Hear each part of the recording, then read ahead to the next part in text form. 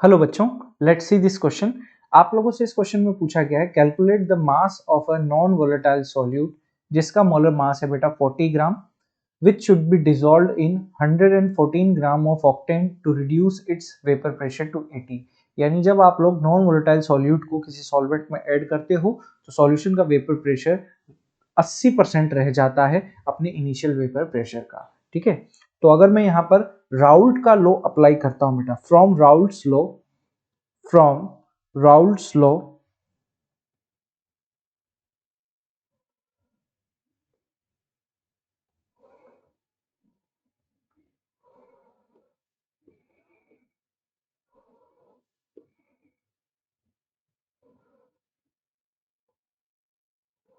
ठीक है। So formula P naught minus का P S divided by P S is equals to N solute divided by N solvent, N solute divided by N solvent ये होगा। तो अगर मैं यहां पर आप लोगों से बात करूं पी नॉट, देखो रिड्यूस होकर 80 रह जाता है अपने इनिशियल का, तो इनिशियल मैंने मान लिया सपोज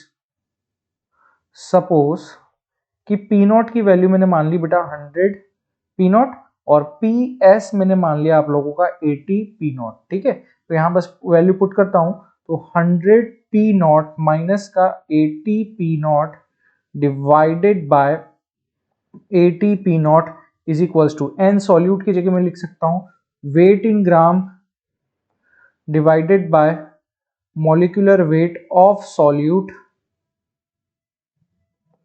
और यहां पर मैं लिख सकता हूं weight in gram divided by molecular weight of, ये चीज हो जाएगी बेटा आप लोगों के पास सॉल्वेंट के रिस्पेक्ट में। ठीक है, अब अगर मैं यहां करता हूं तो यहां पर 20 P not divided by 80 P not is equals to weight in gram, बेटा यहां पर आपको सॉल्यूट का आप लोगों को मास तो निकालना है, तो इसको मैं मान लेता हूं x divided by molecular mass इसका 40 है इनटू सॉल्वेंट है बेटा, यहां पर सॉल्वेंट का आप लोगों को यहां पर दिया हुआ है आप लोगों को 114, और ऑक्टेन का यहां पर जो आप लोगों के पास ऑक्टेन C8 H16 प्लस 2 यानी H18 होगा।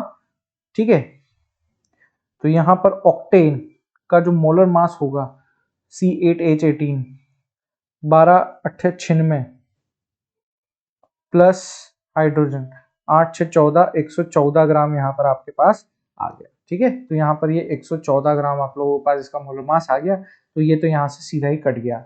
सो यहाँ से पी नॉट भी बेटा कट गया। सो x इज इक्वल्स टू यहाँ पर कितना आ रहा है बेटा आप लोगों के पास, x इज इक्वल्स टू आ रहा है 20 into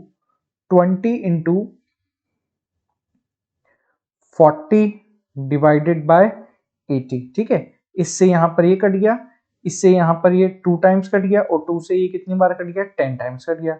so x is equals to बेटा यहाँ पर आप लोगों के पास आ रहा है 10 ग्राम। कितना आ जाएगा बेटा, x इज इक्वल्स टू यहाँ पर आप लोगों के पास 10 ग्राम आ जाएगा।